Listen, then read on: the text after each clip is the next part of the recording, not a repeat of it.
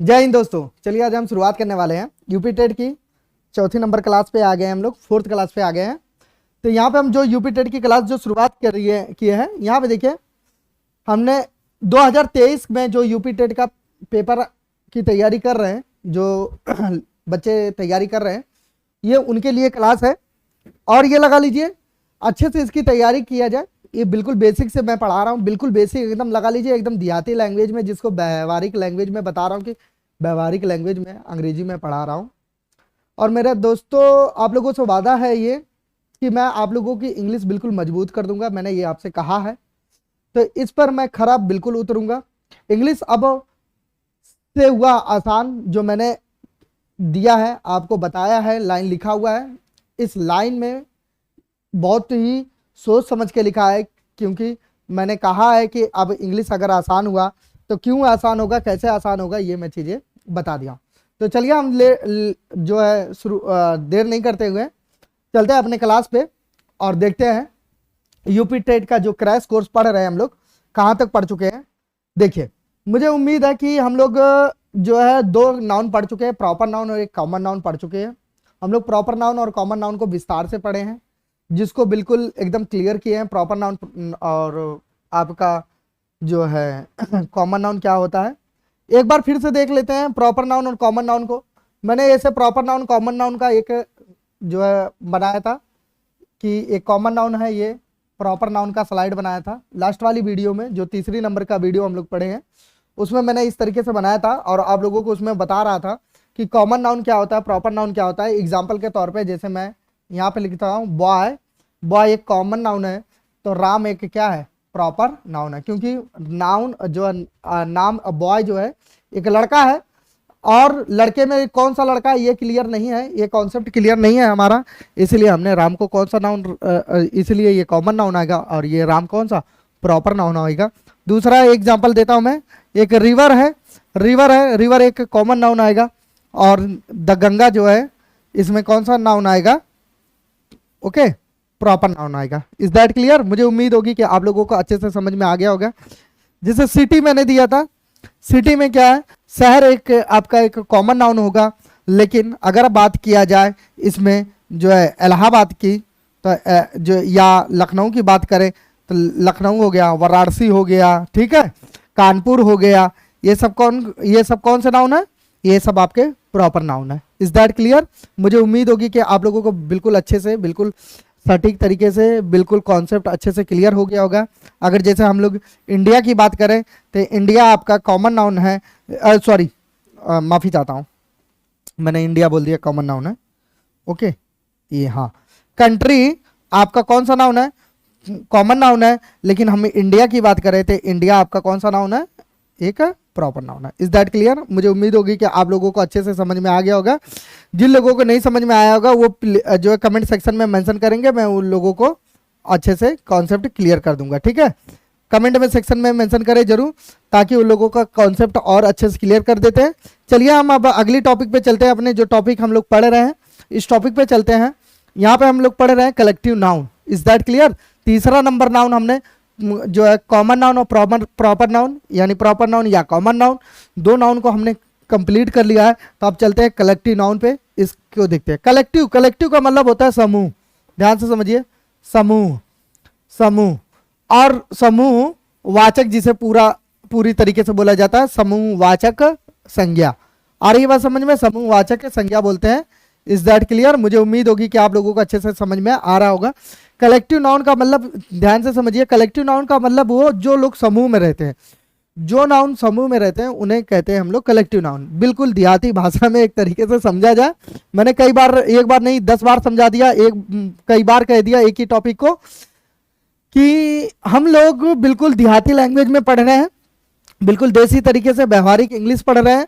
तो मैंने बताया आपको कलेक्टिव नाउन को बोलते हैं हम लोग समूह वाचक संज्ञा, यानी जो नाउन समूह में रहते हो। कौन सा नाउन समूह में रहेगा आपको मैं क्लियर कर देता हूं। चलिए देखते हैं। यहाँ पे देखिए लिखा हुआ है, यहाँ पे देखिए ध्यान से, व्यक्ति या वस्तु के समूह को दर्शाने के वाले नाउन्स को कलेक्टिव नाउन कहते हैं। मतलब व्यक्ति या वस्तु, व्यक्ति या वस्तु मतलब, यानी व्यक्ति मतलब जीवित, या वस्तु मतलब जो निर्जीव, यानी सजीव और निर्जीव कि जितने भी नाउन हैं, नाउन्स जितने भी है जो समूह में आपको दर्शाएं यानी समूह में बताएं, तो वो कौन से नाउन होंगे, वो आपके कलेक्टिव नाउन होंगे। अब एग्जाम्पल पे तौर पे देखिए, आगे चलते हैं हम लोग। एग्जाम्पल के तौर पे कौन से नाउन, ध्यान से समझिएगा, इस बात को ध्यान से समझिए। यहां पे लिखा है, पहला देख लेते हैं हम लोग, टीम। अब ये जो टीम है, टीम का मतलब क्या होता है, टीम का मतलब समूह होते हैं। इसमें टीम में कितने लोग होते हैं, कम से कम नहीं कहते हैं कि हमारे टीम में 10 लोग हैं, हमारे टीम में 15 लोग हैं, हमारे टीम में 20 लोग हैं, हमारे टीम में 5 लोग हैं। कहते हैं ना कि जो हम लोग बात करते हैं ना, तो टीम का मतलब होता है समूह। और ये बस ये इससे समूह का बोध होता है, तो इसे हम बोलेंगे आपका कलेक्टिव नाउन, यानी समूह वाचक संज्ञा। समूह वाचक संज्ञा हिंदी में कहेंगे इसको। Is that clear? देखिए, समूह वाचक संज्ञा यानी टीम को हम क्या बोलेंगे, समूह वाचक संज्ञा बोलेंगे। क्यों बोलेंगे, जरा इस चीज को जरा देखते हैं, ध्यान से समझिए। समूह वाचक संज्ञा इसको क्यों बोलेंगे भाई, समूह वाचक संज्ञा इसलिए बोलेंगे कि जो अगर हम टीम की बात करें, अगर हम इंडिया की टीम की बात करें, इंडिया के टीम में कितने लोग होते हैं, प्लेयर 11 प्लेयर होते हैं जो मैच खेलने का काम करते हैं। अगर ऐसा तो नहीं ना है कि विराट कोहली जाएगा अकेले खेलने लगेगा, ऐसा तो कुछ नहीं ना है कि विराट कोहली जाएगा जो अकेले दनादन वही अकेले बैटिंग करेगा, वही अकेले बॉलिंग करेगा, वही अकेले फील्डिंग करेगा, वही अकेले जो है सब कुछ करेगा, ठीक है, ऐसा तो नहीं ना है कुछ। क्यों? क्योंकि विराट कोहली के साथ एटलीस्ट कम से कम 10 लोग और रहेंगे, उसको लेके 11 लोग रहते हैं। यानी कितने लोग हो गए, टोटल 11 लोग हो गए, यानी 11 नाम हो गए। आ रही बात समझ में? जब 11 नाम हो गए तो यानी 11 नाउन हो गए। जब 11 नाउन हो गए तो इट मीन्स जब ढेर सारे नाउन्स हो जाएंगे तो उन्हीं को बोलेंगे कलेक्टिव नाउन बोलेंगे। उन्हीं को कौन सा नाउन बोलेंगे बाबू, कलेक्टिव नाउन बोलेंगे। इन्हीं को हम बोलते हैं कलेक्टिव नाउन, यानी जिसे हिंदी में बोला जाए तो समूहवाचक संज्ञा। समूहवाचक संज्ञा, इस बात के ध्यान रखिए। आगे चलते हैं हम लोग, अगला देखते हैं, ध्यान से देखिएगा, अगला देखते हैं हम लोग। ओके, दूसरा है यहाँ पे आर्मी। आर्मी दिया हुआ है, आर्मी। क्या आर्मी में एक लोग होते हैं? आर्मी में एक लोग नहीं होते भाई, आर्मी में एक लोग नहीं होते, इस बात को ध्यान से समझ लीजिए। जैसे वहां पे कैप्टन होता है, आर्मी सूबेदार होते हैं, सोल्जर होते हैं, ठीक है, क्लर्क होते हैं, ओके, अलग अलग पोस्ट होती है। ये सारे को मिला के क्या बनते हैं लोग, आर्मी बनते हैं। समझ में आ रहा है? ढेर सारे सोल्जर होते हैं उसमें, बहुत सारे, किसी का नाम फला रहेगा, किसी का ढाका रहेगा, दुनिया भर का नाम होता है। यानी नाम का मतलब नाउन, नाम का मतलब क्या, नाउन। और जब ढेर सारे नाउन्स रहेंगे तो उन्हें क्या बोलेंगे हम लोग, कलेक्टिव नाउन बोलेंगे। क्या बोलेंगे, कलेक्टिव नाउन बोलेंगे। यानी आर्मी भी आपका क्या है, एक कलेक्टिव नाउन है, यानी समूहवाचक संज्ञा है। Is that clear? समूहवाचक संज्ञा है। चलिए आगे चलते हैं हम लोग, आगे बढ़ते हैं, ध्यान से समझिए। अगला देखिए, समूहवाचक। अब ये लाइब्रेरी ले लीजिए, लाइब्रेरी ले लीजिए। लाइब्रेरी में क्या आता है, बहुत सारी किताबें होती है लाइब्रेरी में। क्या अगर कोई कहता है कि मैंने भाई लाइब्रेरी ओपन किया है, मैंने लाइब्रेरी ओपन किया है, तो लाइब्रेरी क्या होता है कि क्या एक उसमें नाउन रहेगा, उसमें ढेर सारे नाउन होते हैं। आ रही बात समझे? जैसे अब उसमें देखिए कौन कौन सा, हिंदी की किताब होगी, न्यूज़पेपर होगा, ओके, मैथ की किताब होगी, ओके, और रीजनिंग की किताब होगी, ओके, जीके की बुक होगी, इंग्लिश की बुक होगी। आ रही बात समझे? यानी 1 2 3 4 5 6, अभी तो मैंने गिनती किया कि सिर्फ 6 नाउन्स है उसमें, लेकिन नाउन्स उसमें ना जाने कितने होते हैं। तो यानी आपकी लाइब्रेरी जो कौन सा नाउन होगा, लाइब्रेरी आपका कलेक्टिव नाउन होगा। लाइब्रेरी आपका कौन सा नाउन होगा, कलेक्टिव नाउन होगा। ओके, लाइब्रेरी भी आपका कौन सा नाउन हो जाएगा, कलेक्टिव नाउन हो जाएगा। तो यानी समूहवाचक संज्ञा, हम लाइब्रेरी को भी हम कौन सा संज्ञा कहेंगे, कलेक्टिव नाउन, यानी समूहवाचक संज्ञा। ओके, जिसको नहीं समझ में आ रहा है वो कमेंट सेक्शन में मेंशन करेगा कि सर मुझे नहीं समझ में आ रहा है, मैं उनको स्पेशली पीडीएफ में या तो फिर से अगली जो सुपर टेट की क्लास लेके आ रहा हूं, एक अलग से सुपर टेट की क्लास में पढ़ाऊंगा। उस सुपर टेट की क्लास में बिल्कुल ब्रीफ करूंगा एक एक चीजों को और डीपली तरीके से। फिलहाल मैंने यहाँ पे यूपी टेट क्लास में बिल्कुल डीपली तरीके से, एक अच्छे तरीके से बहुत मेंशन मैंने कर रखा है, इसीलिए आप ध्यान से देखिए। आगे चलते हैं हम लोग, उसके बाद देखिए क्लास है, क्लास है, क्लास में क्या है, ध्यान से समझिए। क्लास में ये देखिए, अगर क्लास क्या है, क्लास भी कलेक्टिव नाउन है, क्लास भी कलेक्टिव नाउन है आपका। ये देखिए क्लास में कलेक्टिव नाउन है। आ रही है बात समझ में कैसे? उसमें देखिए बॉय रहेंगे मतलब लड़के, गर्ल्स रहेंगे मतलब लड़कियां, ठीक है, बॉयज मतलब लड़के, गर्ल्स मतलब लड़कियां। अब इसमें कितना नाउन यहाँ पे हो गए? 2 नाउन ऑलरेडी हो गए। आ रही बात समझ में? उसके बाद उसमें ना जाने कितने रहेंगे, बॉयज में कम से कम 10, अगर बॉयज में कितने लड़के हो गए? 10 लड़के, और गर्ल्स में कितने लड़के हो गए? 15, तो हो गए टोटल कितने? 25, यानी 10 लड़के 25 लड़कियां, यानी जो 10 लड़के 15 लड़कियां, यानी टोटल हो गए 25। 25 में 25 का नाम होगा कि नहीं? तो नाम को ही तो हम नाउन बोलते हैं ना बाबू, नाम को ही क्या बोलते हैं हम लोग? नाउन्स बोलते हैं। अब 25 नाउन्स हो गए, तो उसमें जैसे किसी का नाम लगा लीजिए, जैसे नेहा रहेगा लड़कियों में, किसी का नाम प्रियंका रहेगा, ठीक है, किसी का नाम राहुल रहेगा, किसी का नाम गुरऊ रहेगा। पहले के जमाने का नाम रखते थे लोग कि गुरऊ, ठीक है, निरऊ है, ऐसे पहले रखते थे, अब तो नहीं रखते हैं। पहले फेकू है, कलावती, इस तरीके का नाम, फूलवती है, फूलन देवी, इस तरीके का नाम बहुत पहले रखे जाते थे लोग। तो यानी ये सारे जितने भी हैं, ये सारे नाउन जब एक जगह हो जाएंगे, यानी जब समूह को इंडिकेट करेंगे, तो उसी को हम कहते हैं कलेक्टिव नाउन। आ रही है बात समझ में? यानी कलेक्टिव नाउन यानी ढेर सारे नाउन जब एक जगह हो जाएंगे, तो उन्हीं को हम बोलते हैं कलेक्टिव नाउन। तो देखिए, मुझे उम्मीद होगी कि आपको कलेक्टिव नाउन अच्छे तरीके से समझ में आ गया होगा। देख लीजिए फिर से, व्यक्ति या वस्तु के समूह को दर्शाने वाले नाउन्स को कलेक्टिव नाउन कहते हैं। अब ये देखिए समूह क्या दर्शाने वाले? समूह। ये देखिए यहाँ पे ध्यान से, समूह को दर्शाने वाले। अब देखिए आर्मी आपका टीम, क्लास, लाइब्रेरी, ये क्या करता है? आर्मी आपका सोल्जर का समूह दर्शाता है, टीम आपका खिलाड़ियों को दर्शाता है, क्लास आपके स्टूडेंट के समूह को दर्शाता है, लाइब्रेरी आपके पुस्तकों को जो है दर्शाता है। अब देखिए इसमें जीवित हो गए, इसमें जीवित हो गए, इसमें जीवित हो गई। लाइब्रेरी क्या है? लाइब्रेरी यानी किताब जो है वस्तुओं में आता है, इसीलिए इसको भी हम क्या कहेंगे? आपका समूह वाचक संज्ञा। Is that clear? चलिए अब देखते हैं, यहाँ पे थोड़ा एग्जाम्पल दिया है, एग्जाम्पल में थोड़ा सा हम समझते हैं। लिखा है कि आई लव इंडियन आर्मी। अब ये जो इंडियन आर्मी है भैया, इसको कौन सा नाउन बोलेंगे हम लोग? कलेक्टिव नाउन बोलेंगे। कौन सा नाउन बोलेंगे? कलेक्टिव नाउन, यानी समूह वाचक संज्ञा। कौन सा संज्ञा बोलेंगे? समूह वाचक संज्ञा। Is that clear? क्यों? क्योंकि ये आर्मी जो है सोल्जरों को क्या कर रहा है? इंडिकेट कर रहा है। अगला देखिए, parliament is considering the bill. उसके बाद पार्लियामेंट में क्या होता है? बहुत सारे सांसद होते हैं, बहुत सारे मेंबर होते हैं। जो मेंबर होते हैं, इन्हीं को क्या बोलते हैं हम लोग? जो है कलेक्टिव नाउन बोलते हैं। अगला चलते हैं हम लोग। लिखा Indian team will win the match. भारतीय टीम, क्या लिखा है? ध्यान से देखिए जरा था इसे। हाँ, यहाँ देखिए लिखा है Indian team will win the match. भारतीय टीम मैच जीत जाएगी। Is that clear? क्या लिखा है? भारतीय टीम मैच जीत जाएगी। तो इंडियन टीम, और जब यहाँ पे टीम की बात हुई तो टीम मतलब समूहवाचक संज्ञा हो जाएगी। तुरंत समझ जाएंगे आप कि ये कौन सी संज्ञा है? समूहवाचक संज्ञा है। Is that clear? यानी कलेक्टिव नाउन इसी को बोलेंगे। कौन सा नाउन बोलेंगे?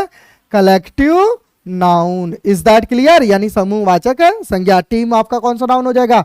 कलेक्टिव नाउन हो जाएगा। अगला देखिए, आई saw him in the library. मैंने उसे कहाँ देखा? लाइब्रेरी में देखा। मैंने उसे कहाँ देखा? लाइब्रेरी में देखा। तो ये जो लाइब्रेरी है आपका, इसको भी हम कौन सा नाउन बोलेंगे? कलेक्टिव नाउन बोलेंगे। Is that clear? यानी हिंदी में कहा जाए तो समूहवाचक संज्ञा। कौन सा नाउन बोलेंगे? समूहवाचक संज्ञा। अगर आप अब अगर आपके सामने इस तरीके का सेंटेंस देगा इंग्लिश का, तो आप यू में फाइंड इजिली, आप बहुत आसानी से इसको पा सकते हैं कि I saw him in the library. यानी लाइब्रेरी आपका कौन सा नाउन हो जाएगा? Collective noun. Is that clear? चलिए, मुझे उम्मीद होगी कि आप लोगों को यहाँ तक समझ में आ गया होगा। किसी को कोई दिक्कत नहीं आई होगी, किसी को कोई परेशानी किसी भी प्रकार की नहीं आई होगी। इस बात की मुझे पूरी आप लोगों से क्या है? उम्मीद है। आगे चलते हैं हम लोग, थोड़ा से आगे देखते हैं। ओके, यहाँ पे लिखा है कुछ समूहवाचक संज्ञा दिया हुआ है, यानी कुछ नाउन्स आपको दिए गए हैं। जो नाउन्स आपको बहुत इंपॉर्टेंट है, जो आपको काम आते हैं, ये नाउन कुछ दिए हुए हैं, इन नाउन को देखिए। इन नाउन जो आपकी हेल्प करेंगे आपके कंपटीशन में, आपके एग्जाम में। इस नाउन को अच्छे से पढ़िए, अच्छे से समझिए। चलिए देखते हैं इनका आप जो है इनकी हिंदी को समझने की कोशिश करिएगा बहुत अच्छे तरीके से। जो लोग नहीं समझ पा रहे हैं वो लोग इसका स्क्रीनशॉट ले लेंगे ताकि उनको इजीली और अच्छे से बिल्कुल आसानी से समझ में आ जाए। चलिए देखिए, अ ट्रूप ऑफ चिल्ड्रेन यानी बच्चों का समूह। अ ट्रूप ऑफ चिल्ड्रेन का मतलब होता है बच्चों का समूह, यानी अ ट्रूप ऑफ चिल्ड्रेन आपका ये क्या हो गया, कलेक्टिव नाउन हो गया। Is that clear? मुझे उम्मीद है कि आप लोगों को समझ में आ रहा होगा। अगला देखिए, एन आर्मी ऑफ सोल्जर्स यानी सैनिकों का जत्था। यानी सैनिकों का जत्था का मतलब जिसमें सैनिक लोग एक जत्थे में रहते हैं उसे बोलते हैं हम सैनिकों का जत्था। आगे देखिए, अ बैंड ऑफ नोमेड्स यानी घुमक्कड़ों का जत्था, यानी जो घुमक्कड़ लोग होते हैं उनको बोलते हैं आर बैंड ऑफ नोम्स यानी घुमक्कड़ों का जत्था। ओके, ये भी आपका एक समूहवाचक संज्ञा है। अगला देखते हैं, ठीक है। अगला देखिए, आ स्वीट ऑफ फर्नीचर, फर्नीचर का सेट यानी फर्नीचर का सेट जिसमें सोफा हो, कुर्सी हो, टेबल हो, ओके, और स्टडी टेबल हो। आ रही है बात समझ में? बेड हो। Is that clear? ये सब सारी चीजें क्या है, फर्नीचरों का क्या है, सेट है। बिल्कुल फर्नीचरों का सेट है, तो इसे बोलते हैं आ स्वीट ऑफ फर्नीचर यानी फर्नीचरों का सेट। यानी फर्नीचर का सेट नहीं कहते कि हम भैया फर्नीचर सेट मिला है उनको बढ़िया से शादी में अच्छे तरीके से। सब लोग पूछते हैं ना कि शादी में क्या क्या मिला है भाई, तो बोलते हैं कि अच्छा फर्नीचर का सेट मिला है। इज दैट मतलब वो आपका एक प्रकार का क्या है, ग्रामर की लैंग्वेज में, इंग्लिश के भाषा के एक तरीके का वो कलेक्टिव नाउन है। ओके, कलेक्टिव नाउन है। अब जब भी देखेंगे तो आप उसे जो है फाइंड कर सकते हैं। अगला, अ बैंड ऑफ ट्रेवलर्स यात्रियों का झुंड।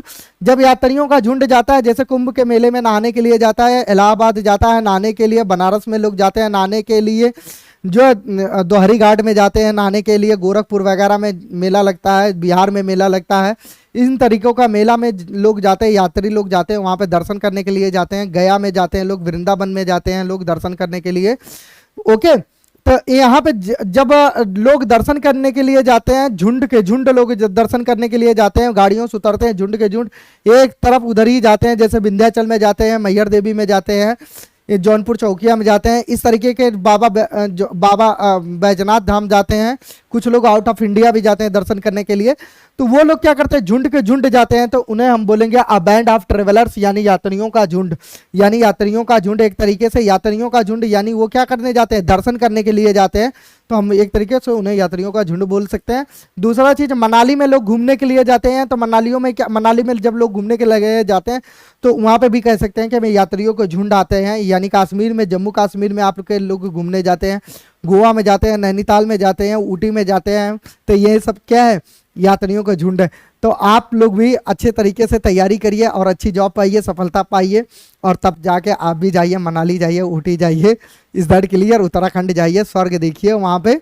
ओके, तो आपको घूमने को देखने को मिलेगा, तो आप भी वहाँ पे कलेक्टिव नाउन कहलाएंगे। क्यों? क्योंकि एक साथ में कितने लोग जाएंगे, कम से कम कई लोग जाते हैं, यानी कई यात्रियां होते हैं। नहीं कहते एक्सीडेंट हो जाता है या कुछ हो जाता है, तो कोई दुर्घटना हो, अप्रिय घटना हो जाती है, तो लोग कहते हैं यात्रियों का एक बस जो है खाई में पलट गई, ये दुख की खबर है, देता है ना आज तक न्यूज़ पे बोलता है ना, तो वो कलेक्टिव नाउन होता है। जो यात्रियों का झुंड जो होता है उसे बोलते हैं हम लोग कलेक्टिव नाउन।